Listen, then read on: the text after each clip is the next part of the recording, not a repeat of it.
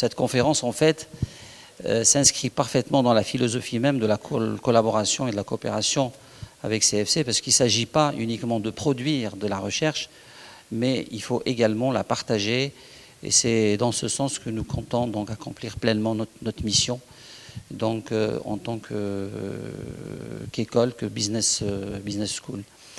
Et je voudrais également peut-être souligner un fait, c'est qu'avec CFC, nous partageons au moins une passion, celle de promouvoir la ville de Casablanca et à travers Casablanca le Maroc. Bon, dans notre mission même, on écrit que ESCA est basé à Casablanca et CFC a pour mission justement de rayonner donc la place financière de Casablanca. Donc au moins, donc on se retrouve par rapport à cela. Donc voilà, encore une fois, bienvenue. J'espère que donc, nous allons apporter suffisamment d'éléments de réponse à toutes les questions qui peuvent donc se poser par rapport à la problématique de ce soir, débattue ce soir par nos chercheurs. Et je voudrais également remercier vivement, c'est Badr Ben Youssef qui a bien voulu donc, prendre en charge la modération de cette conférence, après que c'est Hadji, directeur de la Bourse de Casablanca, qui était prévu normalement dans la modération. Il a eu une contrainte, tout simplement, un état de grippe qui l'a empêché donc d'être parmi nous ce soir. Je céderai la parole à Seydi Hicham pour venir peut-être apporter donc son point de vue par rapport à notre collaboration et par rapport à cette convention de recherche. Merci Seydi Hicham. Bonsoir tout le monde. Merci Siawed pour ce mot introductif. Pourquoi nous sommes là? Pourquoi CFC? Pourquoi nous souhaitions qu'on démarre des travaux de recherche avec l'ESCA particulièrement? Tout simplement, comme a dit Siawed, nous avons l'ambition de faire rayonner Casablanca Finance City, c'est notre mission, mais aussi faire rayonner Casablanca, la ville de Casablanca, ses acteurs, la Bourse de Casablanca en particulier, des écoles comme l'ESCA, et faire en sorte que Casablanca devienne aussi un hub, mot générique et qui est à la mode aujourd'hui, du savoir, du partage de la connaissance, et qui est des recherches de qualité, comme ce qu'on va présenter ce soir par des chercheurs brillants, qui soient à la portée des Casablancais et ceux qui vivent à Casablanca. C'est très important aussi que le lien entre la recherche et l'entreprise soit installé, que c'est Salim, dans ses présentations, parce qu'il y a beaucoup d'algèbre derrière, mais qu'il met beaucoup d'alphabet. Ça veut dire qu'il explique, que des chercheurs de cette trempe expliquent à l'entrepreneur, à l'entreprise, aux décideurs, l'intérêt qu'ils ont d'investir par exemple à la Bourse de Casablanca, de s'intéresser au marché financier, mais aussi de faire de Casablanca, du Maroc, un pont d'investissement vers l'Afrique, notre continent. Parce que je pense qu'aujourd'hui, la ligne est tracée depuis quelques années et tout le monde maintenant il est conscient que notre avenir en tant que pays, c'est plus dans notre continent qu'ailleurs. C'est pour cela nous nous sommes intéressés, et je remercie c'est Oued, c'est Daif, c'est Tiami qui n'est pas là, toute l'équipe de chercheurs de l'ESCA, les professeurs, les administratifs, parce que c'est un travail qui nous a pris un peu de temps. Ils étaient très patients pour qu'on puisse établir cette convention, travailler ensemble. Ce n'est pas un partenariat exclusif, ça veut dire nous voulons de faire de Casablanca un hub de savoir et de connaissances. Des partenaires comme la Bourse de Casablanca, ou la présence de Sebadr, montrent qu'on a des alliés, des relais aussi, pour qu'on puisse aller de l'avant. Merci pour votre présence. Sans tarder, je passe la main maintenant à notre cher ami Badr, qui va modérer, et qui a accepté de le faire très très rapidement et avec ses contraintes, parce que Hadji, vraiment il est malade, il s'excuse. Voilà.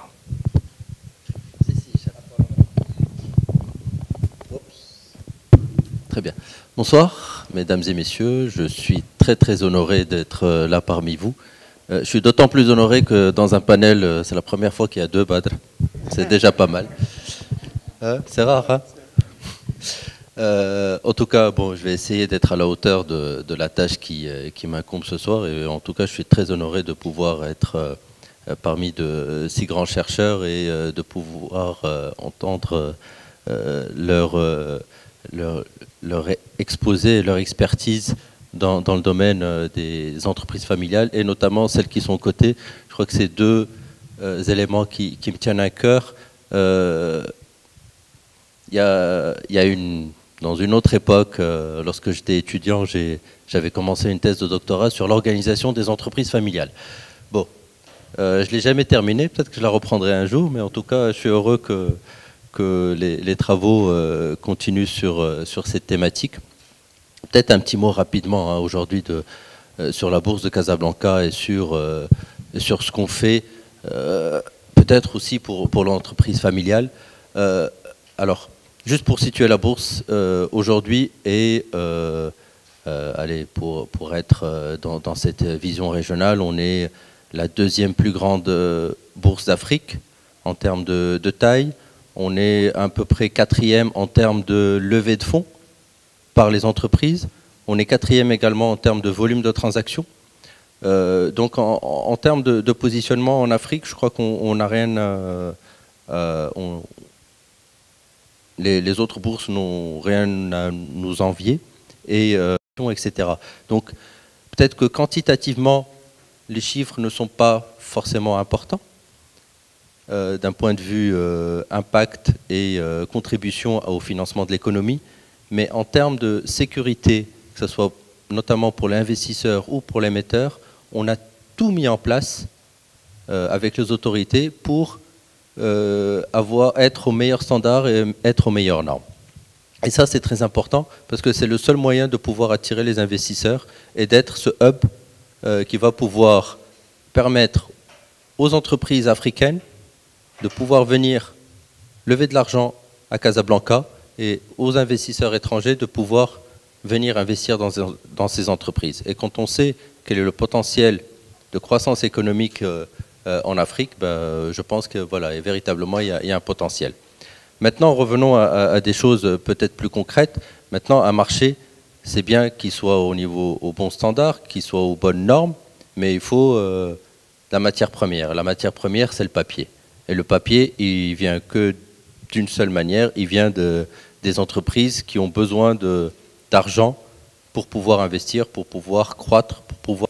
Hein, je le mets dans l'autofinancement. Ensuite, on va passer à la banque et ensuite on verra. Mais en tout cas, le marché financier n'est pas, et le marché boursier plus particulièrement, n'est pas vu comme un moyen de financement, mais plus comme une consécration ou plutôt un objectif à très long terme. Quand on n'a plus rien à faire, quand on a tout réussi, on va aller en bourse pour paraître qu'on est bien. Voilà. Et ça, c'est aujourd'hui le plus gros travail qu'on est en train de faire à la bourse, c'est d'essayer de changer ces mentalités. Comment on le fait? On le fait à travers deux éléments qui sont liés à la formation et à l'accompagnement des entreprises. Ce qu'on fait d'abord, c'est qu'on essaye de former les investisseurs. Parce qu'un investisseur, parce qu'il y a les deux volets hein, dans un marché, il y a l'offre et la demande. L'offre, elle vient des entreprises, on en parlera après, mais il faut aussi avoir des investisseurs en face, et des investisseurs qui sont avertis. Et tant que vous n'avez pas des investisseurs qui prennent des décisions en toute connaissance de cause, en mesurant le risque qu'ils prennent en investissant dans des entreprises cotées, eh vous ne pouvez pas avoir de marché. Donc tout notre travail est dans la formation de ces investisseurs. Donc on a un certain nombre de modules de formation, etc., pour former le grand public de manière gratuite. Et ça permet voilà, de diffuser la culture boursière et de faire en sorte qu'on démystifie un petit peu le marché boursier pour que tout le monde puisse l'utiliser. De l'autre côté, le plus gros, c'est le travail avec les entreprises. On va les prospecter. On va toquer à leur porte, on fait les VRP, hein, on est des commerciaux, donc on va les chercher. Mais le problème, c'est qu'on trouve un très grand gap entre la situation de l'entreprise et l'état dans lequel elle doit être pour arriver en bourse.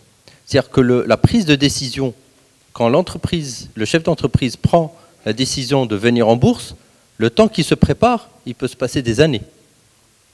Aujourd'hui, tout notre travail est de réduire ce délai-là. Comment on le fait? On le fait en ayant mis en place un programme d'accompagnement qui s'appelle Elite et qui permet aujourd'hui en deux phases. C'est quoi? C'est avoir une bonne stratégie, avoir une bonne organisation, avoir une bonne gouvernance, avoir une bonne transparence, donc avec tout le reporting qui doit être mis en place, etc. Et avoir une bonne histoire à raconter.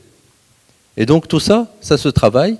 Et dès lors qu'on prend ces chefs d'entreprise et qu'on ne leur donne pas, alors ce n'est pas des cours comme à l'ESCA, mais c'est des modules qu'on appelle de formation, mais c'est plus des journées d'échange entre dirigeants, entre personnes qui sont passées par là. On prend des gens comme les dirigeants de Dari Kouspat, de Karti Saada, etc., et qui viennent témoigner. On prend les banquiers d'affaires qui viennent témoigner pour dire comment on fait, on prend les avocats, etc., etc. Et ça permet de rapprocher le dirigeant d'entreprise vers l'acte de venir en bourse.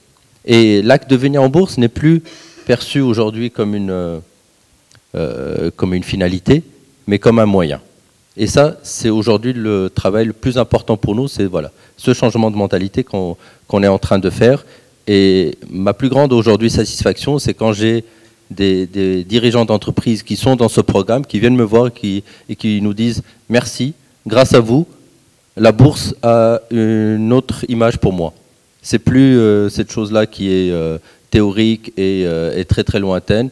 Je commence à la toucher et je commence véritablement à m'en rapprocher de manière tout à fait naturelle. » Donc voilà à peu près aujourd'hui ce qu'on fait. Je vais pas, si je continue, je vais prendre tout le temps qui nous est imparti.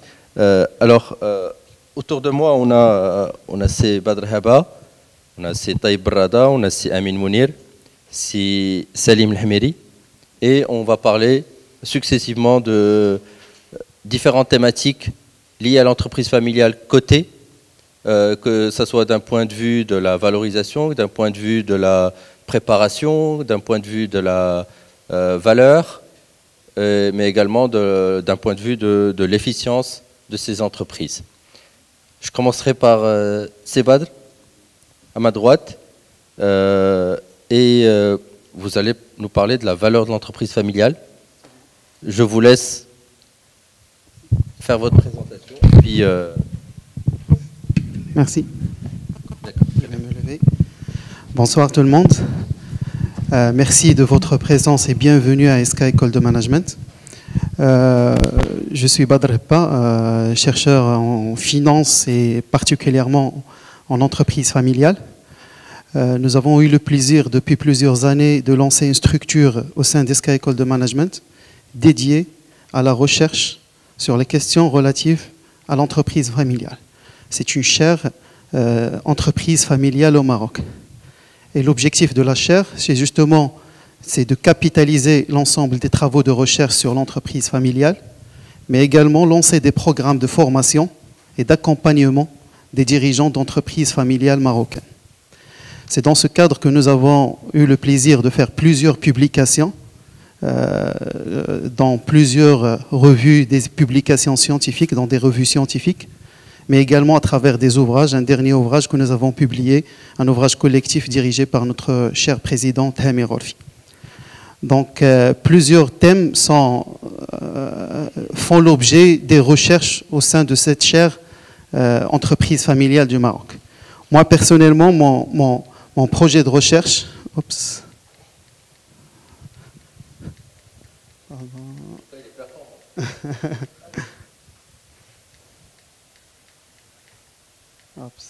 ça y est.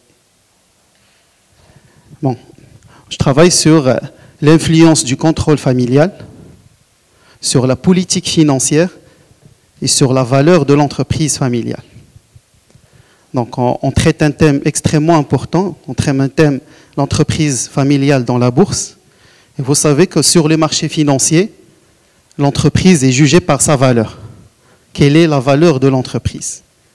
Et dans ce cas, il y a plusieurs méthodes d'évaluation des entreprises.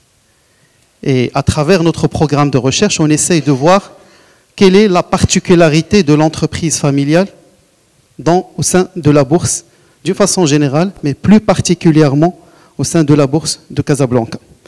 Bon, je tiens d'abord à rappeler le cadre classique de l'évaluation des entreprises. Donc, lorsqu'on parle d'évaluation d'entreprise, c'est la valeur de marché d'une entreprise. C'est quoi cette valeur? D'une façon générale, représente en quelque sorte l'enrichissement de l'actionnaire qui détient l'action d'une entreprise. En fait, lorsqu'on détient une action, la valeur qu'on attribue à cette action, c'est ce qu'on espère récupérer dans l'avenir. Et à partir de là, il y avait des modèles classiques en théorie financière qui essayent de trouver, de valoriser l'entreprise. Et la plupart de ces modèles se fondent sur une hypothèse de rationalité parfaite des acteurs. Or, récemment, la plupart des travaux de finance en finance de marché ont accordé un poids important au comportement humain qui influence cette valorisation. D'ailleurs, le dernier prix Nobel a été attribué à un chercheur en finance comportementale. Ça veut dire qu'on admet aujourd'hui que la valorisation n'est plus une question de rationalité, mais c'est plus une question de comportement également. Et ce comportement, on l'observe plus dans l'entreprise familiale. Si on admet qu'en général, dans une entreprise managériale traditionnelle, ce qui intéresse plus l'actionnaire, c'est cette création de valeur financière. Mais le cas de l'entreprise familiale est particulier. L'ensemble de nos travaux de recherche, ce que j'ai essayé d'exposer, ont montré que l'actionnaire familial n'a pas que des objectifs financiers, ne cherche pas que la maximisation de la valeur financière, contrairement aux hypothèses de rationalité. Mais il y a d'autres attentes, en plus des attentes financières, donc les attentes financières classiques d'une entreprise, à savoir la rentabilité financière. Je reviens 2 secondes sur mes diapos. Oups. La rentabilité. Ce n'est pas la logique, ce n'est pas la même logique de l'actionnaire d'une entreprise familiale. L'actionnaire de l'entreprise familiale a des préoccupations au-delà de l'aspect financier. Lorsqu'il engage un projet d'investissement, c'est que ses objectifs, ses horizons, c'est à long terme. Ça veut dire ce qu'il va chercher à savoir, c'est plus il pense aux générations qu'on cherche à satisfaire au sein de l'entreprise familiale. Ça peut être par exemple quelque chose comme la réputation de la famille, comme la satisfaction à la réalisation des projets de la famille, comme le développement de certains projets, le développement de l'emploi au sein d'une région dans laquelle la famille est enracinée. Ça fait partie des bénéfices non monétaires cherchés au sein de l'entreprise familiale. Mais pour cela, il y a un coût. Le coût émotionnel, c'est le travail. Un patron d'entreprise familiale, il travaille pas comme n'importe quel patron, parce qu'il a toute une responsabilité, le stress, les conflits familiaux, des fois qui peuvent émaner de l'entreprise. Et cette différence entre les gains émotionnels et les coûts émotionnels donne ce qu'on appelle un résultat, ce qu'on a appelé un résultat émotionnel, que l'entreprise ou bien l'actionnaire de l'entreprise familiale cherche en même temps que le résultat financier. Et des fois, ces attentes financières et les attentes non financières peuvent se renforcer. Et c'est les entreprises qui ont le plus de chances à créer de la valeur, comme il peut entrer en conflit. Et certaines études que nous avons menées ont montré, certains entretiens, que lorsque ces objectifs financiers et non financiers entrent en conflit, certains dirigeants d'entreprises familiales peuvent préférer atteindre ou bien chercher les objectifs non financiers au détriment des objectifs financiers, ce qui représente un risque pour l'entreprise familiale, d'où la nécessité de mettre en place un ensemble de dispositifs de gouvernance de l'entreprise familiale que je vais chercher le soin, M. Taïb Prada, de les présenter. Un deuxième point extrêmement important dans les modèles d'évaluation, c'est la notion du coût du capital. C'est quoi, je rappelle déjà pour les non-financiers, la notion du coût du capital. Lorsqu'on parle de la richesse créée pour un actionnaire, c'est ce qu'il espère récupérer dans l'avenir qu'il va actualiser à la date d'aujourd'hui. Ça veut dire quelle valeur il donne aujourd'hui à ses espérances de rentabilité dans l'avenir. Et pour ça, il y a des modèles traditionnels dans la finance, des modèles qui ont eu de prix Nobel. d'accord, le modèle de Sharpe, le modèle de Markovitch, qui disent la chose suivante tout simplement. Il y a deux apports.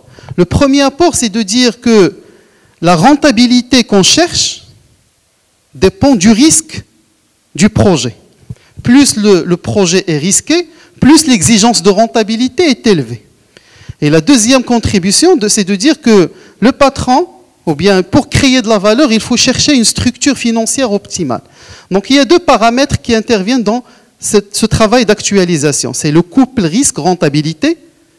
On exige plus de rentabilité, plus l'affaire est risquée, plus on exige la rentabilité. Et il y a cette deuxième dimension de la recherche d'une structure financière optimale. Là aussi, l'entreprise familiale présente des particularités.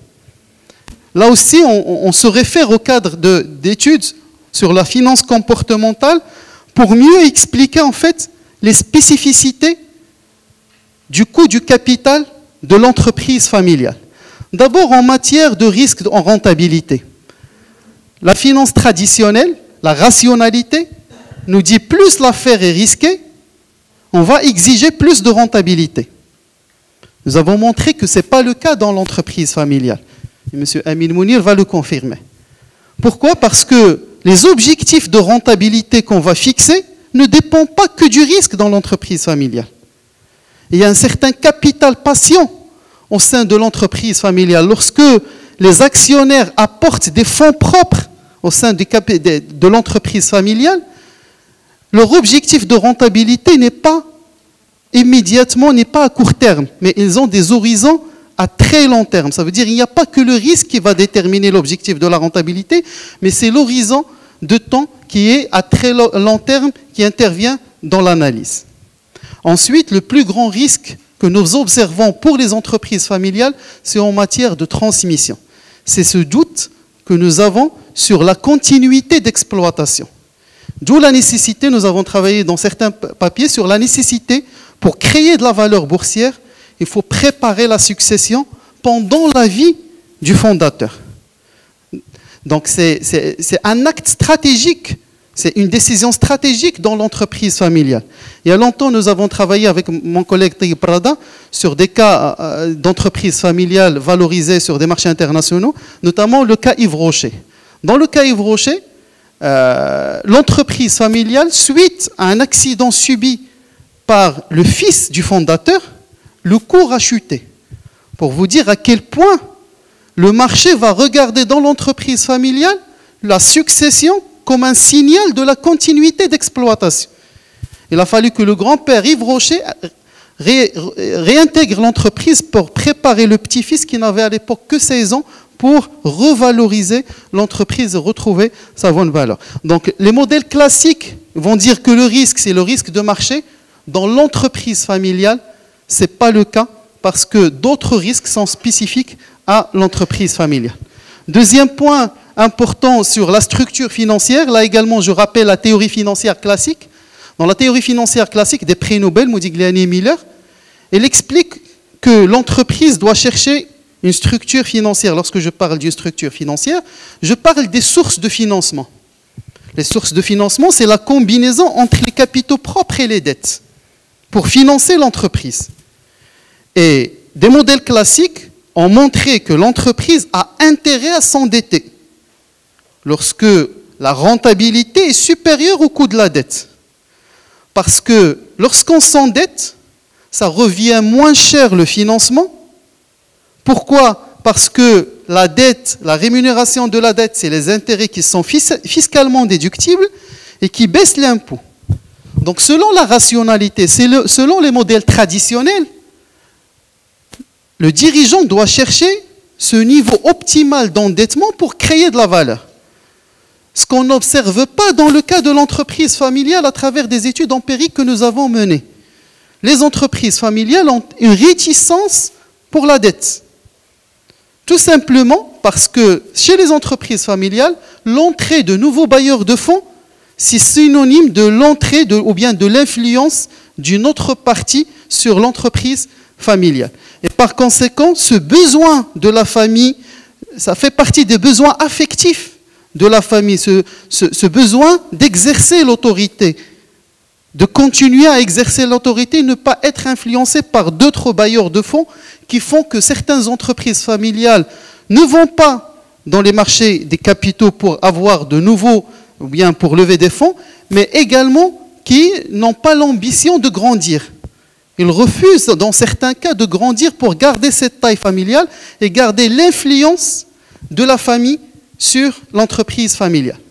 Donc c'est ces principaux résultats que nous avons jusqu'à maintenant développés dans le cadre de notre recherche. Je laisserai le soin à mes collègues de présenter leurs propres travaux, mais j'insiste sur le fait que la rationalité n'est pas la seule composante de la valeur de l'entreprise, mais d'autres comportements spécifiques, des comportements spécifiques à l'actionnaire familial qui a une forte influence sur la valeur de l'entreprise. Je passe la parole, ou bien je redonne à mon cher modérateur.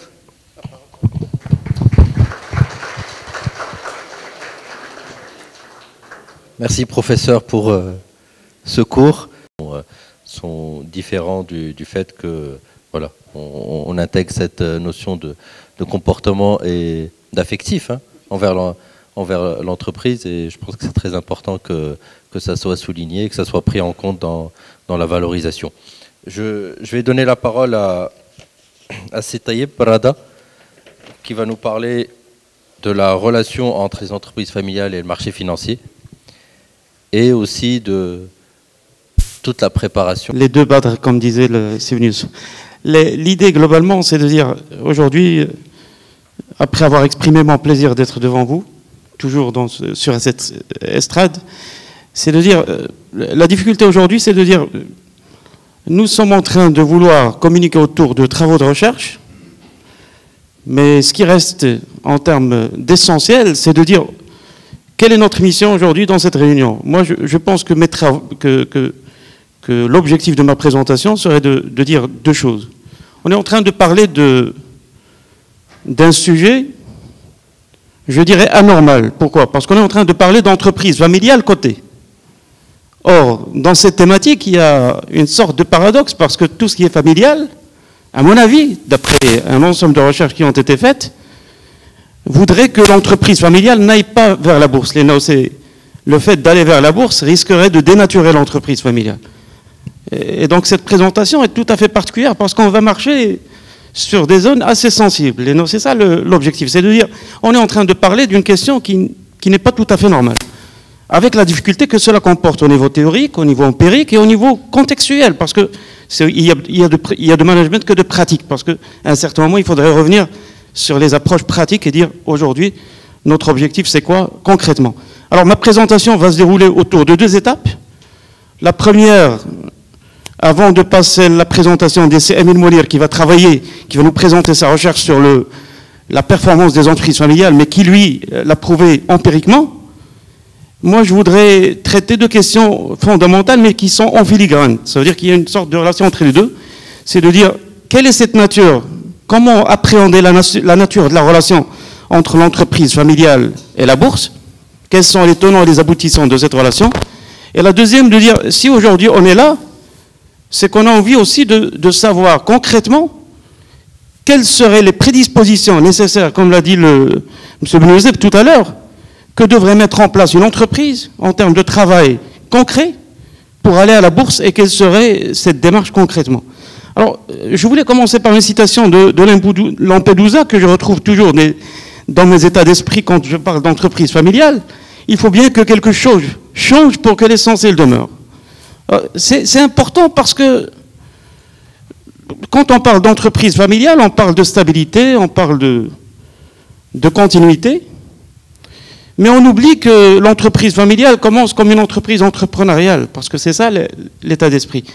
L'entreprise familiale commence d'abord par un acte d'entrepreneuriat, par une aventure entrepreneuriale.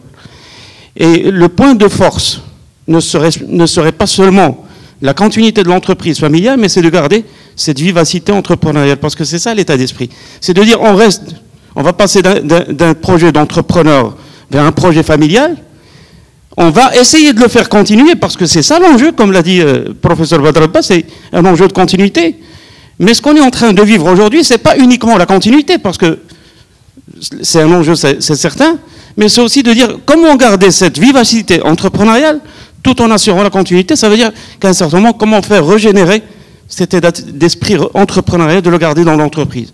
Alors après, c'est automatique. Pourquoi? Parce qu'on passe de génération en génération, on garde la continuité, mais le fait de ramener une nouvelle génération, c'est le fait de ramener un état d'esprit de jeunesse et d'entrepreneur. Et cette culture, cette vivacité, cette stabilité, cette endurance sont les principales qualités d'une entreprise familiale.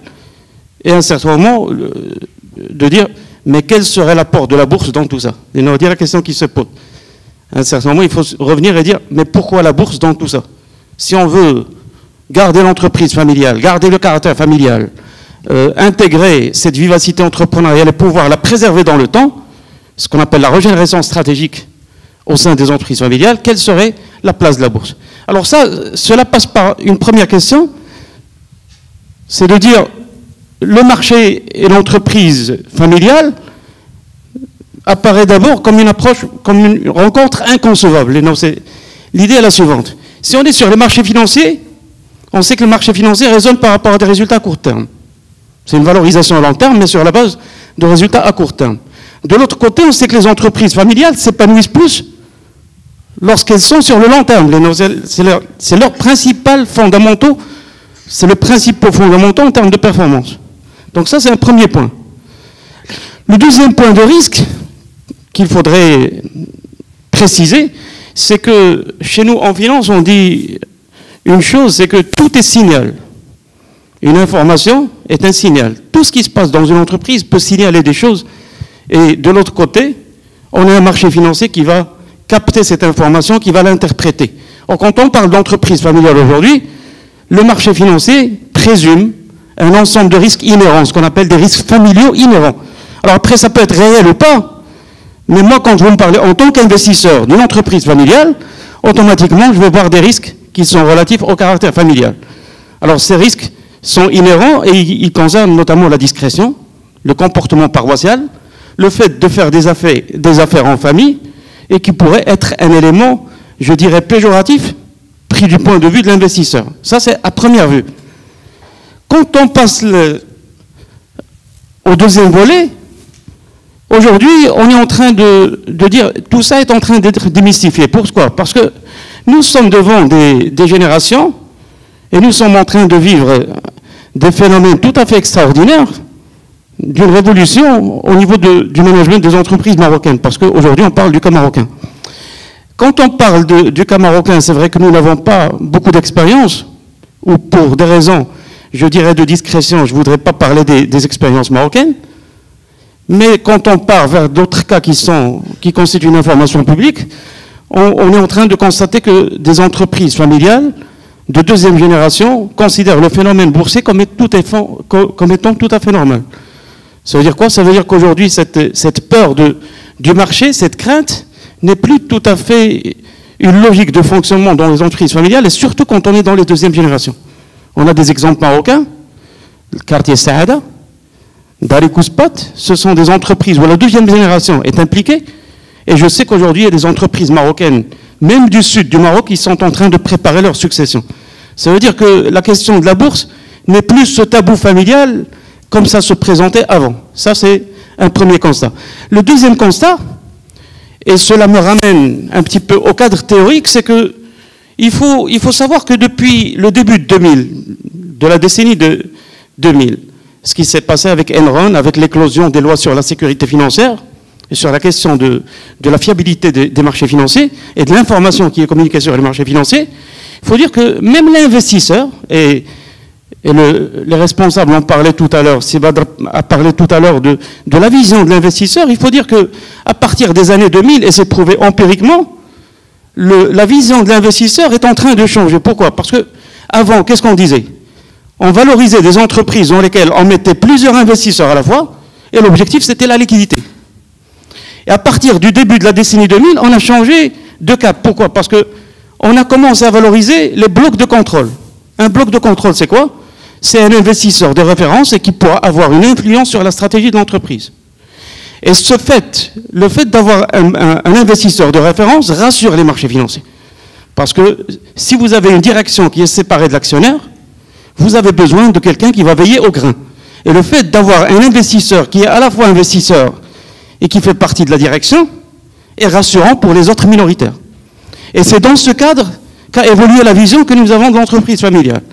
Et ça, c'est prouvé à partir des années 2004, 2005, 2007 et sur tous les échelons au niveau international. Toutes les études empiriques et les enquêtes montrent que la valeur boursière des entreprises familiales présente toujours une surprime par rapport aux entreprises non familiales, et c'est expliqué de par la nature du contrôle familial qui permet deux choses. Cette nature de contrôle familial, par rapport aux études qui ont été faites, elle permet d'abord du long-termisme, elle permet d'avoir une vision à long terme, ce qui est valorisable par les marchés, et d'avoir un contrôle effectif sur la stratégie de l'entreprise. Et ce qui valorise un investisseur, effectivement, ce n'est pas l'entreprise familiale elle-même, c'est que ce que cherche l'actionnaire dans cette valorisation, comme disait le professeur Badrabet tout à l'heure, c'est le fait de dire une entreprise familiale va investir et ne va créer la valeur que pour les actionnaires. Et non, les actionnaires familiaux sont eux-mêmes actionnaires. Donc si moi je dois travailler pour moi-même, et même en étant rationnel, je vais travailler. Et ce processus de développement, il s'explique très très bien parce que l'entreprise familiale, quand elle va se faire coter, elle cherche de légitimer un petit peu sa situation par rapport le marché financier, ça c'est sûr. Alors l'introduction en bourse permet de renforcer une chose très importante qu'on ne va pas lire dans les ouvrages, mais que les études, je dirais, qualitatives, et que le côté émotionnel de l'entreprise familiale nous permet aujourd'hui de ressortir. Quand on parle d'entreprise familiale, on parle d'interaction famille-entreprise. Ça, c'est même la définition de ce que c'est qu'une entreprise familiale, c'est cette interaction entre l'entreprise et la famille. Quand on parle de famille, on parle de processus familiaux. Alors automatiquement, si je dois fonctionner en tant qu'entreprise familiale, je dois répondre aux attentes de mes actionnaires et je dois sécuriser mes actionnaires. Quand on parle de famille, on parle de processus familiaux, on parle de plusieurs dimensions. Les processus familiaux, quels sont les processus familiaux? Aujourd'hui, le premier qui va se mettre devant nous, c'est de dire une famille met tout son patrimoine dans une entreprise. Alors moi, si je suis actionnaire d'une entreprise familiale, là-dedans, je vais voir du risque. Non, c'est une situation de risque. Aujourd'hui, parmi les principales attentes des entreprises familiales, c'est de sortir une part du patrimoine de l'entreprise. C'est les premières questions auxquelles on va faire face dans les cabinets d'expertise comptable. On veut sortir une partie du patrimoine, on ne veut pas mettre tout le patrimoine dans le même panier. Alors, le fait de diversifier les investissements devient un moyen de diversification du patrimoine. Ce que je ne peux pas diversifier sur le marché financier, je peux le diversifier à travers l'investissement. Or, quand on a besoin d'investissement, il faut trouver le financement. Et le financement, parfois, on n'en a pas. Parce que quand on atteint des plafonds de satiété du taux de l'endettement, on ne peut plus avancer. Donc on a cette volonté d'avancer, on a une volonté de diversifier les investissements pour réduire la situation de risque des actionnaires, mais on n'a pas les moyens. Donc la bourse apporte une double réponse. Elle permet de diversifier parce qu'elle permet aux actionnaires familiaux de sortir, de diversifier leur portefeuille, ne serait-ce que partiellement. Et elle permet une diversification des investissements, donc automatiquement elle permet de rassurer à la fois les actionnaires déjà familiaux. Ça c'est un premier point. Le deuxième point, c'est la maîtrise de l'endettement. Parce que quand on part dans un acharnement, et on le voit parfois sur les situations d'entreprises familiales, on peut même citer des cas, quand on parle de l'exemple par exemple de la Comarite. C'est une expérience marocaine d'une société familiale qui voulait grandir, mais qui n'avait pas les moyens, qui s'est endettée, avec un manque de vision flagrant et qui a fini par chavirer. Et en 2009-2010, on a le cas de la Comarite est témoin de ce cas. En France, on avait parlé du cas de Marionneau, qui est parfumeur, qui avait grandi, qui avait doublé sa taille en une année, et en atteignant des taux d'endettement flagrants, et qui a fini par être transmis à une entreprise chinoise. Ça veut dire que l'entreprise familiale, à force de ne pas vouloir aller sur le marché financier, à travailler que sur l'endettement, a fini par perdre même son caractère familial, parce qu'à ce moment, le taux d'endettement devient un risque de faillite. Alors, troisième avantage, c'est d'introduire une discipline dans la prise de décision. Pourquoi? Parce que, culturellement parlant, quand on parle d'entreprise familiale, on a une dimension un petit peu, je dirais, extraordinaire au Maroc. culturellement parlant. C'est qu'on croit que les financements sont gratuits. Alors, quand vous me dites un financement gratuit, je commence à faire n'importe quoi en termes d'investissement, parce que la dimension financière n'est pas présente dans la décision. Alors, si vous êtes dans ces cas, vous allez avoir des situations d'investissement qui ne sont pas du tout rattachées à la rentabilité. Alors, dire la rentabilité financière n'est pas la seule, ça c'est sûr, mais qu'à un certain moment, il faut savoir revenir vers les canaux du marché et de construire des projets d'investissement sur la base de la rentabilité, parce que même s'il y a une valeur émotionnelle, mais à un certain moment, il faut de la trésorerie. L'origine de la trésorerie, c'est de la rentabilité. Il faut savoir revenir aux règles financières. Donc le fait de s'introduire sur la bourse va nous rappeler à un certain moment qu'il y a des logiques financières qu'il faut prendre en compte. Ce n'est pas la seule dimension, ça c'est sûr, parce qu'il y a des process familiaux à côté. Mais l'absence de la logique financière détruit l'entreprise familiale. Et on en a vu des exemples. Donc le fait de s'introduire sur la bourse permet cette discipline implicite des dirigeants qui sont obligés de revenir vers les critères financiers. Enfin, la relation entre l'entreprise et la famille, parce que ce qui tue certainement l'entreprise familiale aujourd'hui, c'est de dire on n'a pas clarifié cette limite de l'entreprise et la limite, donc la frontière n'est pas claire. Alors je donne un exemple. Quand vous n'avez pas travaillé sur la clarification de la frontière entre l'entreprise et la famille, l'entreprise pourrait se permettre demain de servir que les attentes familiales. Ça veut dire geler le processus d'investissement pour répondre à des attentes d'actionnaires. Et ça peut atteindre la disparition de l'entreprise. Aujourd'hui, on n'a pas les statistiques exactes, mais quand on voit les disparitions des entreprises, il y a deux raisons fondamentales qui permettent d'expliquer ce phénomène.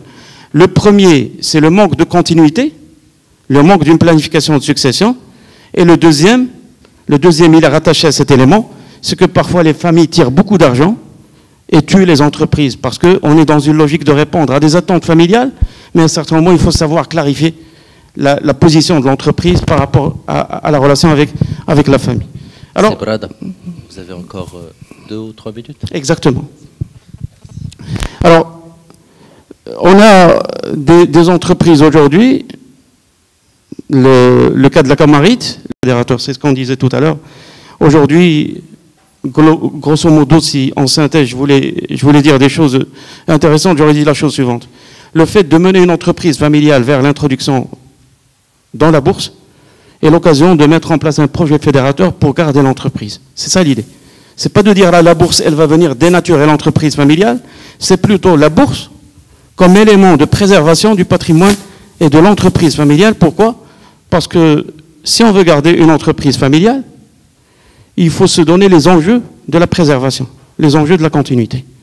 Et le fait d'être sur la bourse, c'est de se mettre à nu devant les gens. Ça veut dire d'accepter la comptabilité, la restituabilité. J'accepte de rendre compte à l'autre. C'est ce manque de restituabilité qui tue l'entreprise. Karim Tazi de cette même estrade disait une chose importante. Il disait, la gouvernance, c'est le moment où on accepte la vie de l'autre. Or, ce qui tue l'entreprise familiale aujourd'hui, c'est cette surconfiance. Ça veut dire quoi? Ça veut dire que j'ai toute la compétence, tout le savoir, famille, et qui doit être réfléchi en l'occurrence. C'est un projet de famille qui prend beaucoup de temps. Vous disiez tout à l'heure, ça prend parfois 2 ans. Bien, tant mieux, pourquoi? Parce que c'est un projet qui doit être raisonné en famille, qui doit faire le consensus de tout le monde, et qui doit permettre la formalisation d'une vision familiale. Une famille qui va partir en bourse devrait accepter les contraintes de la bourse et devrait savoir qu'elle devrait y être et y rester. Parce que revenir en arrière, c'est toujours difficile. Il y a des exemples de retrait, mais le retrait n'est pas toujours bien vu. On a vu en France l'exemple de Clarins, on a vu d'autres exemples au Maroc, mais le retrait, c'est toujours une reconnaissance qu'on n'a pas pu confronter l'exemple du marché, ça peut avoir un impact sur la valeur. Le fait aujourd'hui qu'on vit des exemples comme celui de la SNEP montre qu'on n'était pas dans ce projet, qu'on n'était pas bien préparé. Alors la préparation, après concrètement, ça devrait donner lieu à une autre présentation parce qu'on n'a pas le temps de le dire, mais alors après, une fois on a fait cette présentation, il faudrait dire à la fin, je voudrais terminer là-dessus, l'idée est de dire la chose suivante, c'est de dire le moment où on va reconnaître qu'une famille n'a pas toutes les compétences et n'a pas tous les savoirs pour durer, va nous permettre de chercher la connaissance. Merci beaucoup, Sebrada. En tout cas, vous nous avez donné un certain nombre d'arguments qui vont nous permettre d'aller chercher les entreprises et de les convaincre. Merci beaucoup. En tout cas, voilà. Moi, je sors enrichi par votre présentation. Et je serai ravi d'écouter la prochaine sur les mesures d'accompagnement. Je vais passer la parole à Amin Mounir, qui va nous parler. Là, on va parler un peu plus de chiffres. On est plus dans le concret et le mathématique. Moi et mon cher collègue Selim, on va vous ennuyer. On va parler plus de chiffres. Mais je vous rassure, on va faire vite parce que Selim, il a faim. N'est-ce pas, Selim? Sur la performance, disons, des entreprises familiales cotées à la bourse de valeur de Casablanca. Mais au démarrage, on a voulu aller vers, disons, avoir cette performance de l'intérieur. Mais c'est toujours très handicapant parce que c'est l'entreprise familiale. C'est tellement opaque, c'est tellement difficile d'avoir l'information, etc. Et on s'est dit, pourquoi ne pas aller à travers un miroir qui est le marché financier, bien que ça ne pourrait pas être, ici au Maroc, disons, un cadre efficient, mais en tout cas un miroir qui va refléter ce qui se passe à l'intérieur de l'entreprise en termes de performance.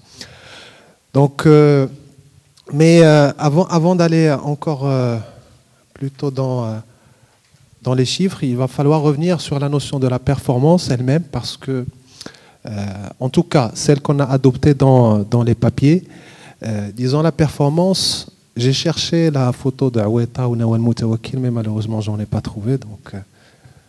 Donc, si on se réfère à la performance en termes de résultats, ben, ce monsieur-là, même s'il n'est pas en ligne de finish, donc on voit très bien qu'il est classé le premier. Le dernier, c'est celui-là, il y a de l'ombre, donc il y a encore du monde derrière, mais bon, on s'est arrêté à là.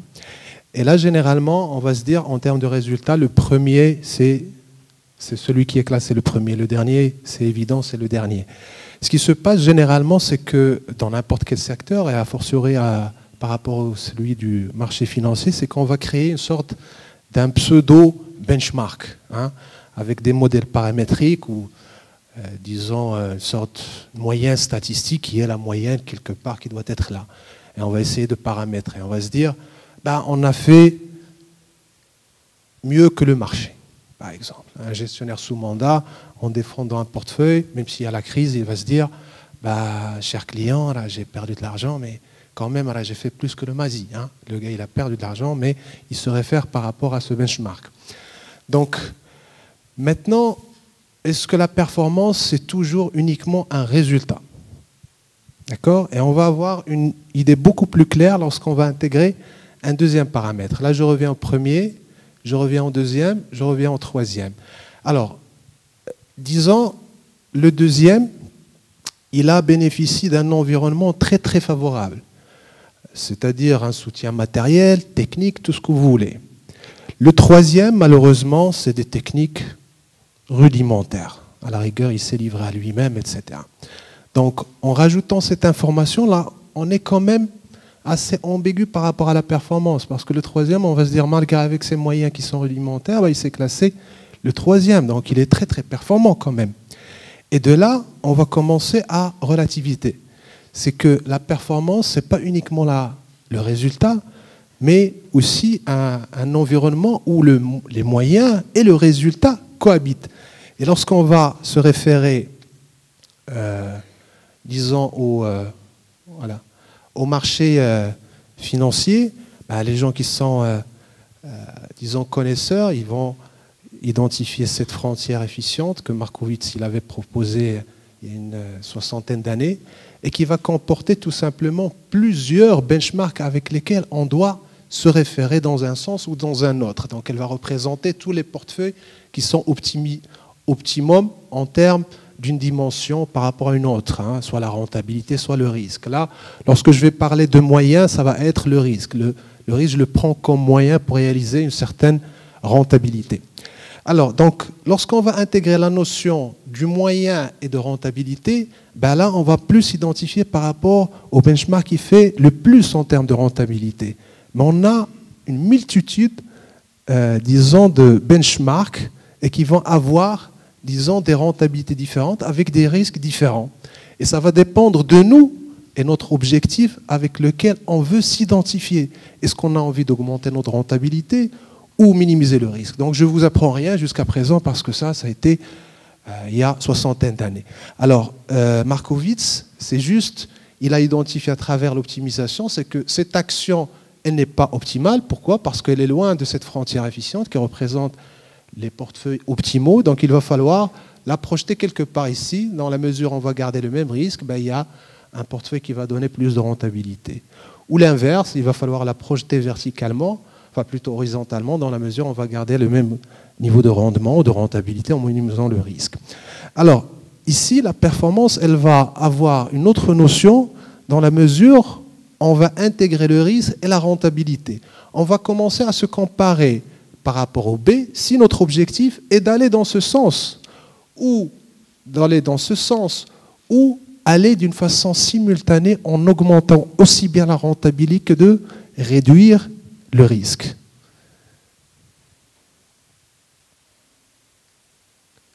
Alors, donc, à travers la performance, là on commence à avoir une idée, c'est qu'il n'y a pas un seul benchmark, mais il y en a plusieurs. Ça va dépendre de notre objectif. Donc la première étape, c'est l'identification du benchmark.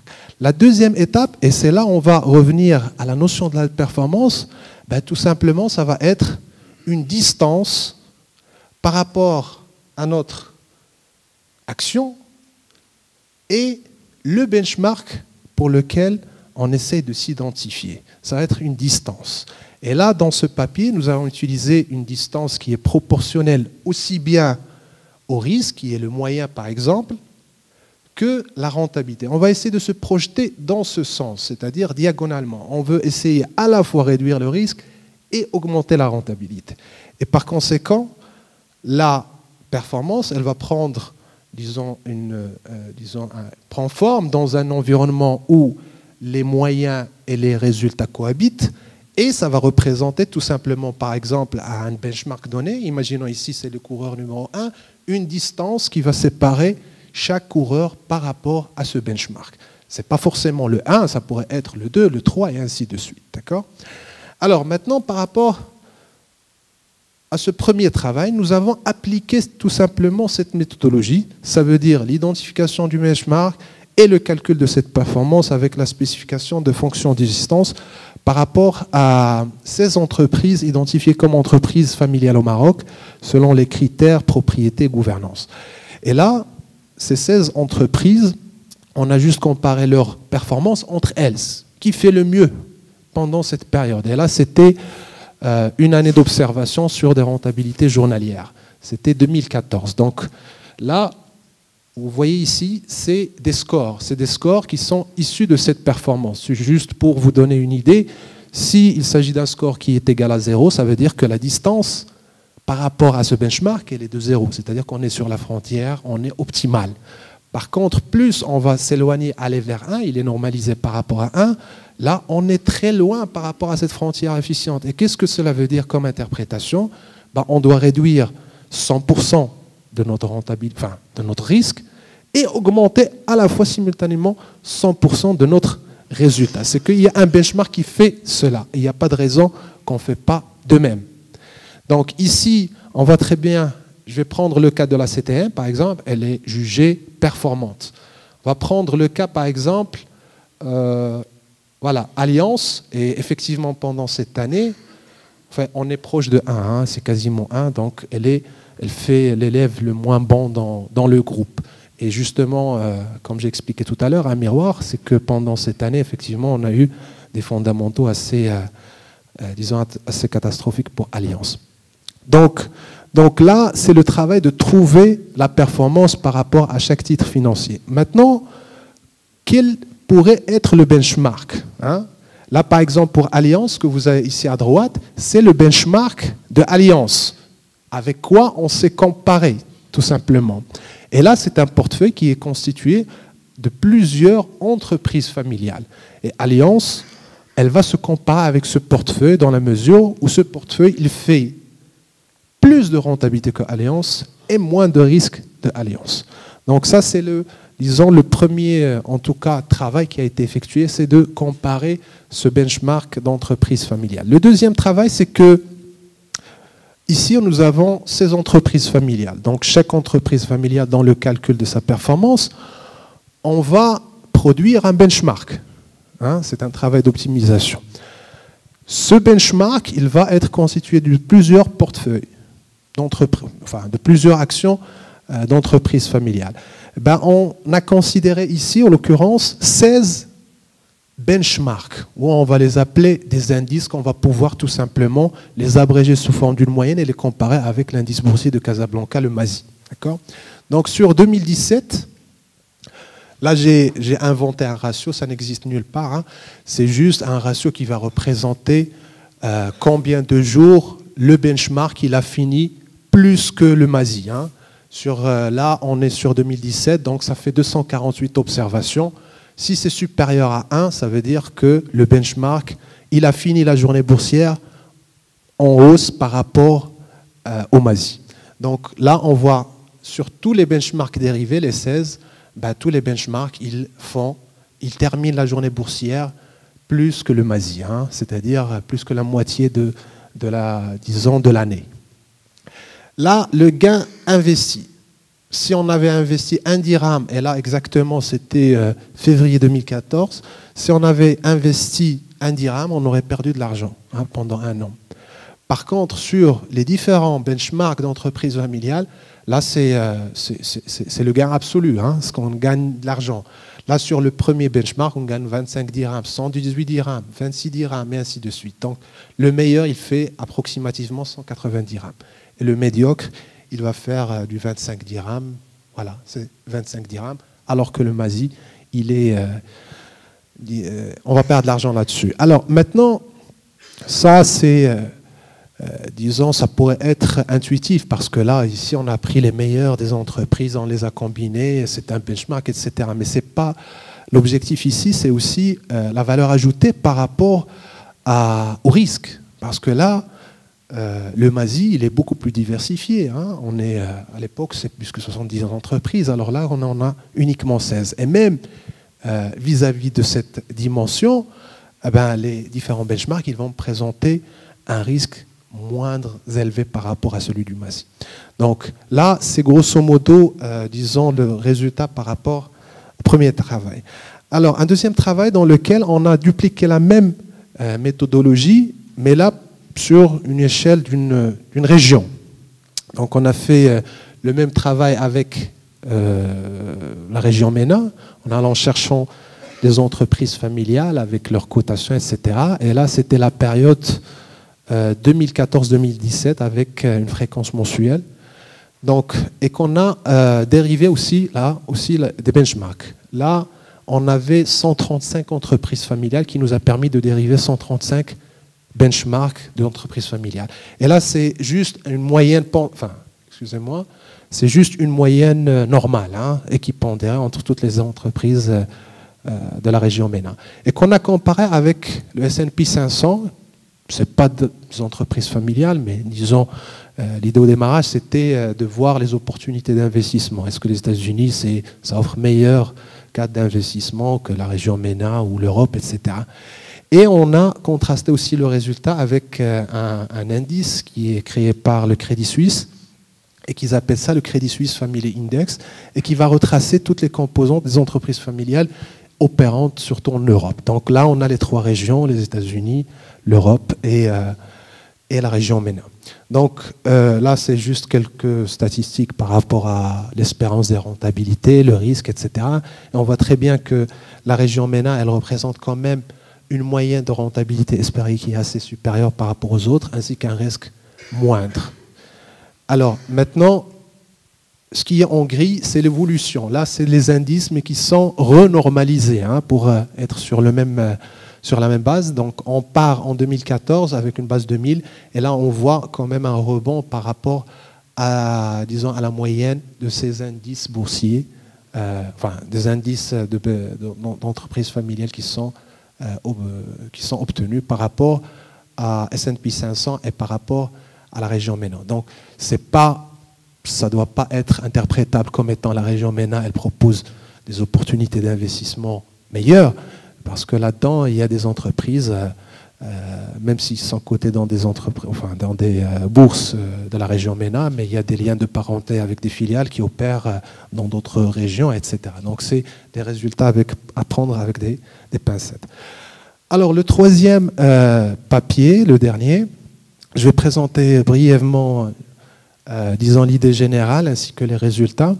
Donc là, disons que l'apport de l'entreprise familiale, il commence à se confirmer par rapport au prisme financier. Plusieurs études, ils disent, intégrer l'entreprise familiale dans votre portefeuille, etc., ça rapporte de l'argent, etc. Donc on n'est pas en train là d'expliquer pourquoi, mais c'est juste de constater ce qui a été constaté ailleurs. Alors, je reviens sur le dernier travail, c'est que là aussi, je reviens sur l'élément de la frontière efficiente, etc. L'idée, c'est d'explorer, est-ce que le fait de diversifier un portefeuille existant à travers les entreprises familiales, ça va apporter quelque chose à ce portefeuille financier. Autrement dit, j'ai quelques actions bancaires dans mon portefeuille, j'ai envie de rajouter Darek ou Spat ou d'autres entreprises familiales, est-ce que ça va apporter quelque chose en termes de rentabilité ou de risque, ou les deux, ou comment, en tout cas, cette frontière, elle va, disons, se décaler ou se déformer, ou ne rien présenter comme avantage, d'accord? Donc, ici, toujours dans la frontière efficiente, on distingue, ça, c'est juste théorique, de portefeuille, le portefeuille tangent, c'est le portefeuille qui maximise le ratio de Sharpe, et celui qui représente le minimum de variance. Donc avec le théorème de séparation des fonds, on peut générer la frontière efficiente avec ces deux portefeuilles. L'idée, c'est que ces portefeuilles qui sont sur la frontière efficiente, et si on rajoute un peu de l'entreprise familiale là-dedans, est-ce que ça va nous permettre d'avoir une nouvelle frontière pour laquelle il y a plus de rentabilité ou moins de risques, d'accord ? Donc là, on a pris 12 entreprises familiales sur deux périodes. Une période avant crise 2008-2009 jusqu'à janvier 2009 et post-crise où le marché il était en croissance de février 2009 jusqu'à octobre 2011. Donc ici, on a pris 45 d'entreprises non familiales. On a constitué les différents portefeuilles, on les a optimisés, et on a rajouté les 12 entreprises familiales. Parfois une toute à la fois, parfois une par une, parfois d'une façon croissante jusqu'à arriver à la 12e entreprise familiale. Donc ce que vous avez ici, c'est le même graphe de la frontière efficiente en période de crise, là vous avez en post-crise. Donc ici, ce que vous avez en gris, c'est la frontière efficiente qui est constituée uniquement des portefeuilles où il n'y a pas d'entreprise familiale, les 45. D'accord ? Là, on y rajoute les entreprises familiales. Et vous voyez, ne serait-ce que visuellement, ce n'est pas statistique, que l'addition ou la diversification avec les entreprises familiales, ça apporte quelque chose, ne serait-ce que par rapport à la dimension risque. Là, après la crise, là aussi, on voit qu'il y a sur le portefeuille tangent, quelle que soit la période. Donc ça sert, ça reste quand même ça dépend de la période, etc. Mais là, on voit très bien qu'il n'y a pas d'impact si on va chercher une rentabilité qui est proche celle du marché. Par contre, par rapport à la variance, au risque, on voit très bien que 8 sur 12 dans la période de crise, elles ont eu un impact, c'est-à-dire qu'elles ont permis de réduire le risque. Et là, ce sont les entreprises qui ont été considérées pendant cette période. Là aussi, on a 9 entreprises sur la totalité de période, et là, on en a 10. SNEP qui est un cas particulier. Donc, dans l'application, ça pourrait être, on ne va pas pouvoir considérer ça comme une classe d'actifs à part entière, mais on remercie beaucoup.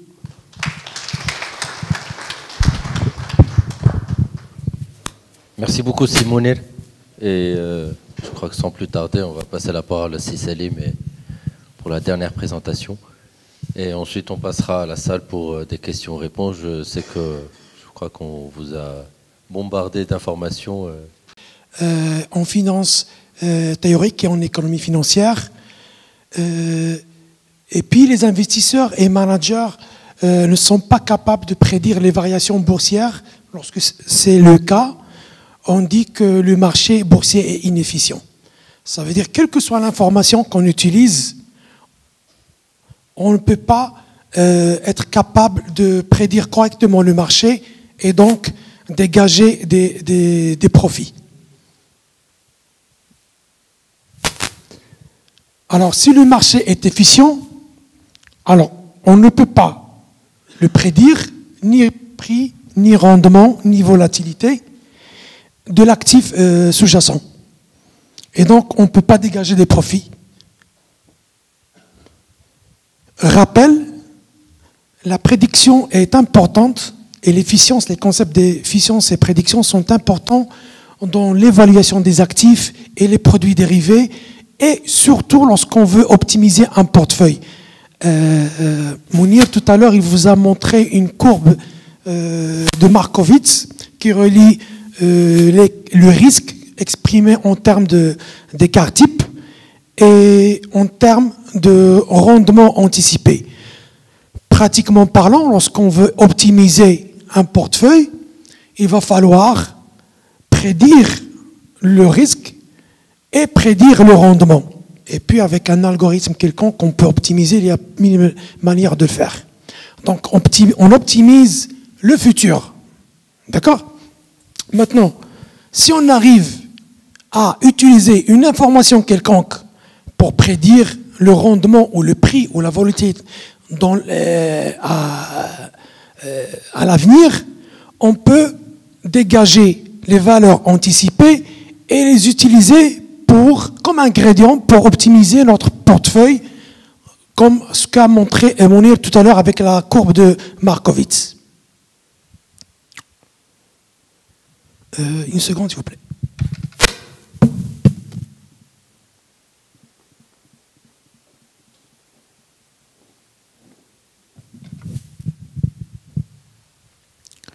Donc, à SK, on a réalisé 4 études, d'accord ? 4 études de 2 papiers de recherche qui ont été publiés.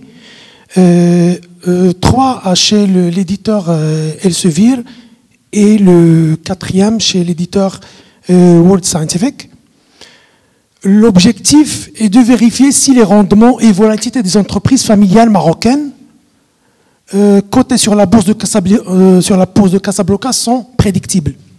Si elles sont prédictibles, ça veut dire que ces entreprises, en termes de cotation, ne sont pas efficientes, donc on peut tirer profit et réaliser des profits. On peut tirer avantage pour réaliser des profits. Pourquoi ? La réponse, c'est que on peut tirer des conclusions sur l'aspect ou la dimension efficience de ces entreprises. Si on arrive à les prédire, donc elles ne sont pas efficientes et donc on peut dégager des profits. Si on n'arrive pas à les prédire totalement ou potentiellement ou partiellement, c'est qu'elles ne sont pas partiellement efficientes et donc on ne peut pas les prédire. Il faut aller chercher ailleurs les profits. Comment ? Notre approche est basée sur une analyse quantitative des séries chronologiques, donc des prix en termes de séries temporelles, une analyse quantitative des rendements et des volatilités sous-jacentes. Donc on a les prix, on peut calculer, estimer la volatilité qui en découle, il y a 1000 moyens de le faire, et puis on va utiliser ça pour examiner l'efficience en termes de rendement et l'efficience en termes de volatilité. 2 ingrédients importants. Pour construire, si je suis je suis dans une position de gestion de portefeuille, j'ai besoin de ces 2 ingrédients pour construire ma courbe de Markowitz, là où mes portefeuilles efficients vont être situés, comme a montré Mounir. 2, j'ai besoin des prix futurs, de les prédire, et j'ai besoin de prédire la volatilité si je suis également non seulement en phase d'optimisation de portefeuille, mais également en évaluation d'actifs. Et surtout lorsqu'on gère un portefeuille de produits dérivés, on a besoin de rendement et de volatilité qui sont les principaux ingrédients pour évaluer les actifs dérivés sous-jacents.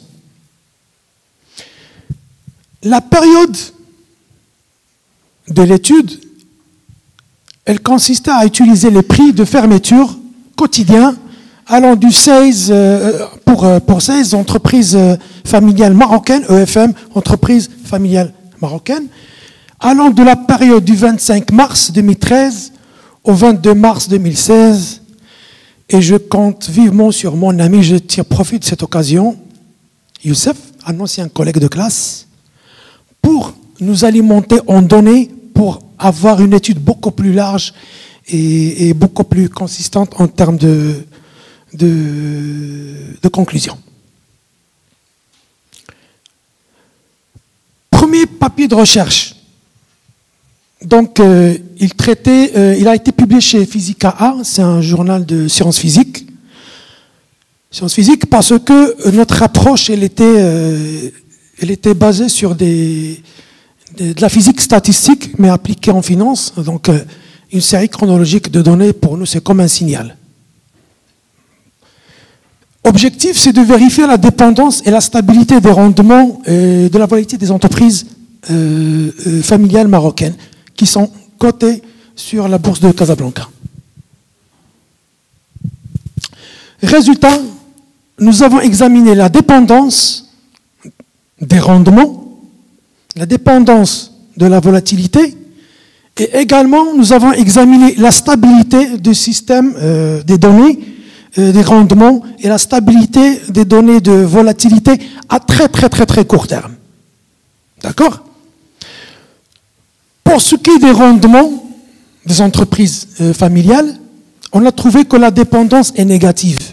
Dépendance est négative veut dire tout simplement que mon rendement d'aujourd'hui dépend négativement du rendement d'hier.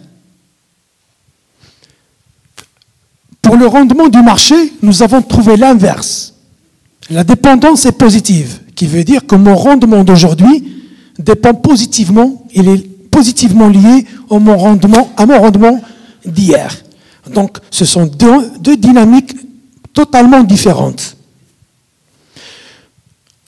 Pour la volatilité des entreprises familiales et la volatilité du marché, on a trouvé que les volatilités successives dépendent de manière négative. Ça veut dire que ma volatilité aujourd'hui dépend négativement de ma volatilité hier. Ou encore, ma volatilité d'aujourd'hui dépend négativement de ma volatilité de demain. Lorsqu'on est dans un marché efficient, je ne dois pas avoir ni négative ni positive. Une dépendance zéro. Et comme ma dépendance est zéro, c'est-à-dire que je n'ai aucun pouvoir à prédire le futur. Et donc, c'est un marché efficient où les entreprises sont efficientes. Je ne suis pas intéressé par une gestion de portefeuille active, plutôt passive.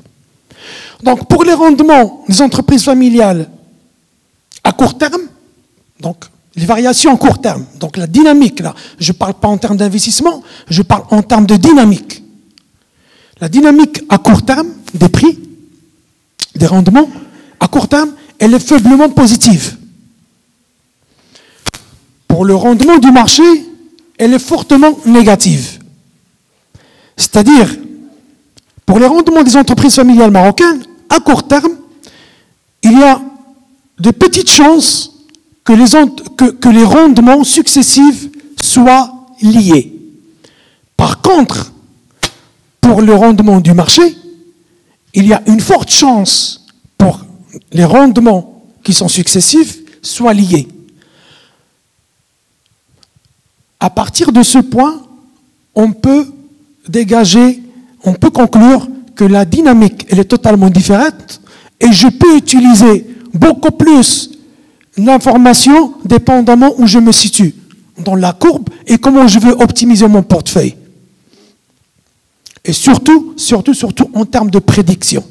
La prédiction, c'est là, lorsqu'on construit un système prédictif, d'accord, en utilisant n'importe quel algorithme, ce genre d'information est très vital.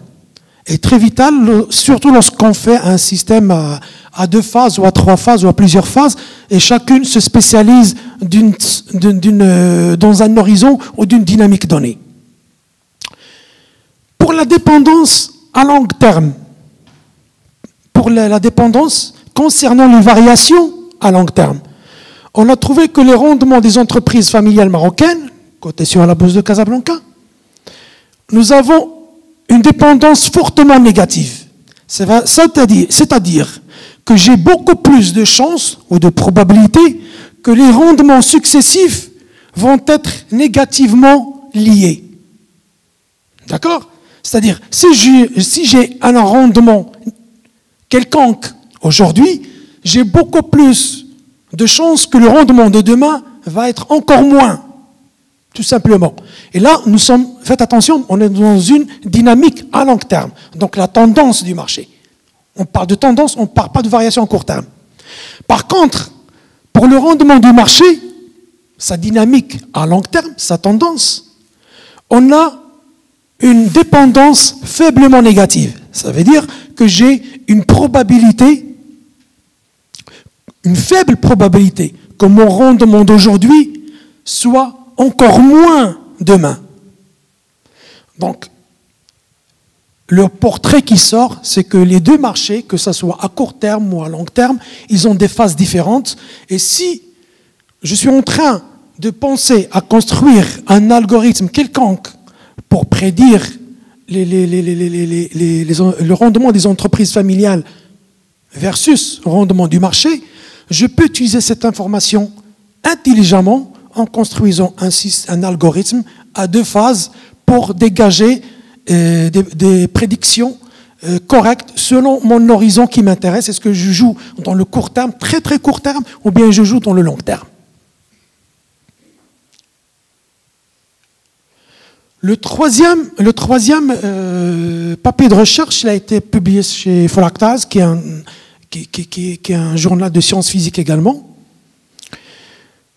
Et l'objectif, c'était de vérifier la dépendance dans les variations à court terme et à long terme là, des entreprises familiales, mais là, on parle de termes de volatilité. Volatilité. Une problématique très intéressante qui est relative à l'entreprise familiale, qui se distingue des entreprises non familiales par des indicateurs de performance meilleurs, par une situation financière meilleure en termes de liquidité, en termes de solvabilité. Il y a une autre variable qui distingue les entreprises familiales de celles non familiales, c'est que j'ai pas trouvé dans les présentations, c'est la structure du capital d'une entreprise familiale qui se caractérise par un taux d'endettement beaucoup moins élevé, avec une préférence pour le court terme par rapport au long terme. Et là, ça vient la décision de s'introduire en bourse. Cette décision ne concerne que les entreprises qui ont des perspectives de développement, de croissance et pour lesquelles les sources de financement ne sont pas les sources de financement par la dette directe, par le financement direct, ne sont pas disponibles pour saisir ces opportunités.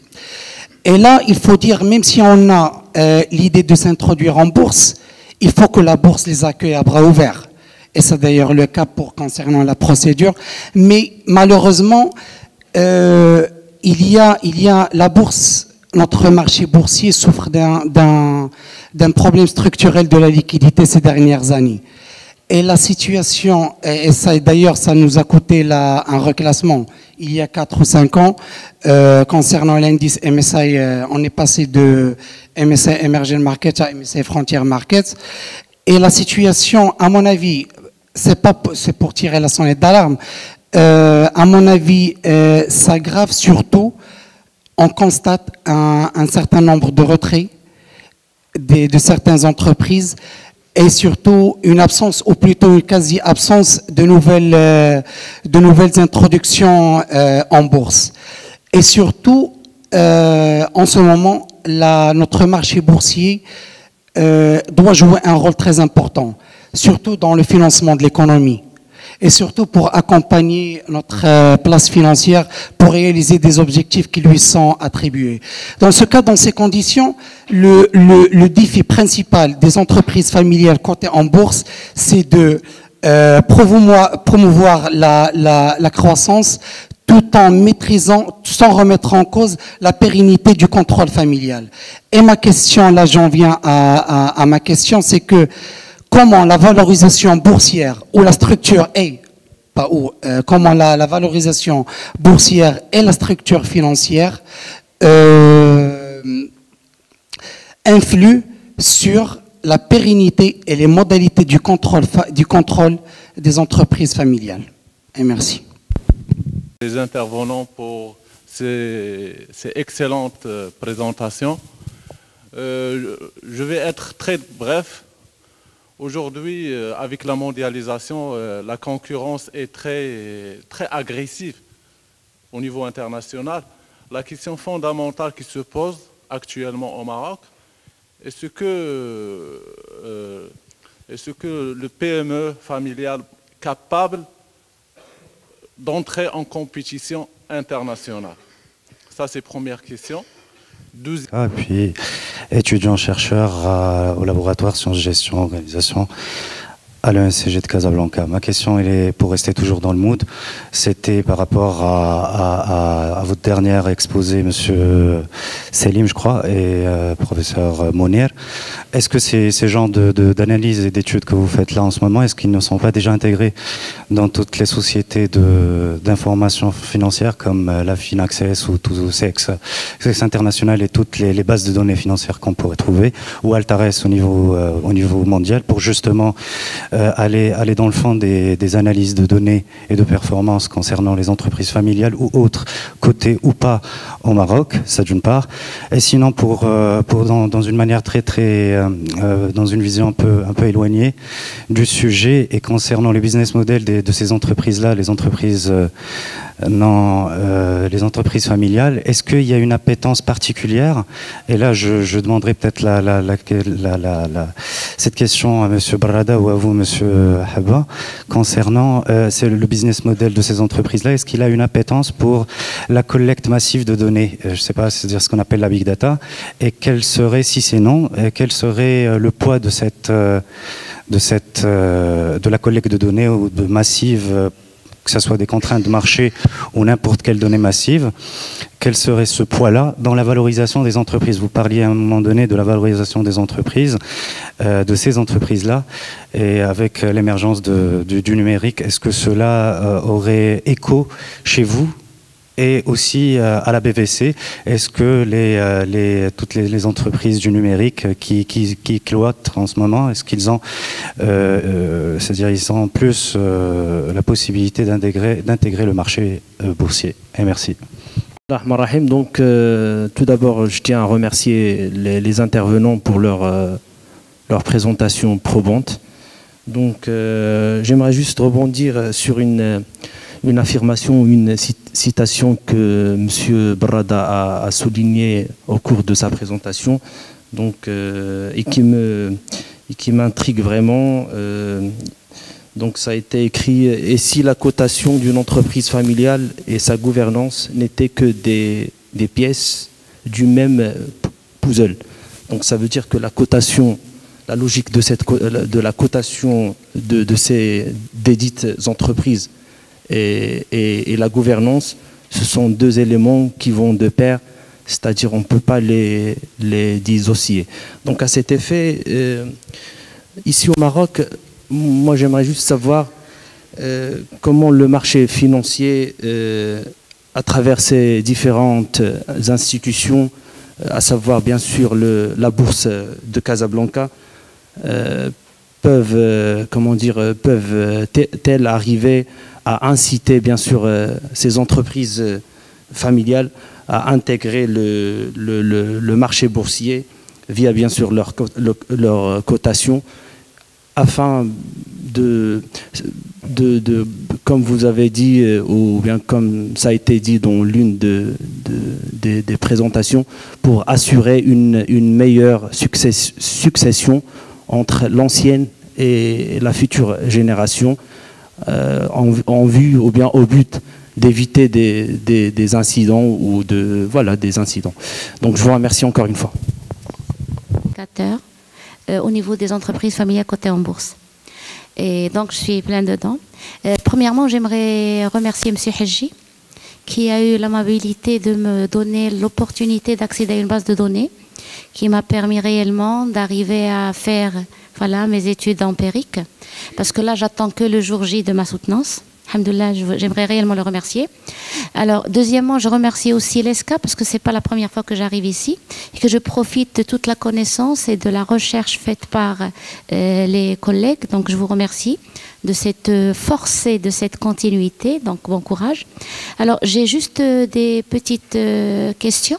Premièrement, une première question, c'est pourquoi il n'y a pas de radiation au niveau de certaines entreprises et qui agonisent, j'excuse le terme, et je citerai par exemple Diaxalaf, qui est vraiment, moi j'attendais à une radiation qui n'est pas encore faite, moi j'aimerais bien juste savoir le pourquoi de la chose.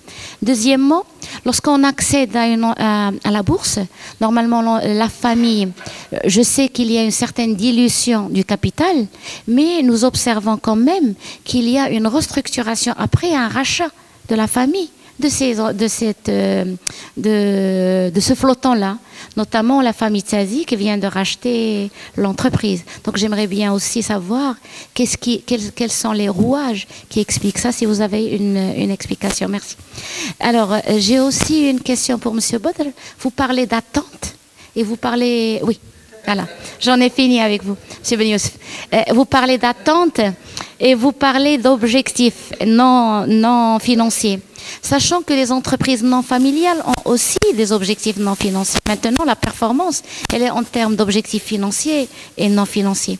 Alors, je me pose la question, quelle est cette séparation entre attente et objectif? Parce que personnellement, je ne suis pas arrivée à voir cette séparation.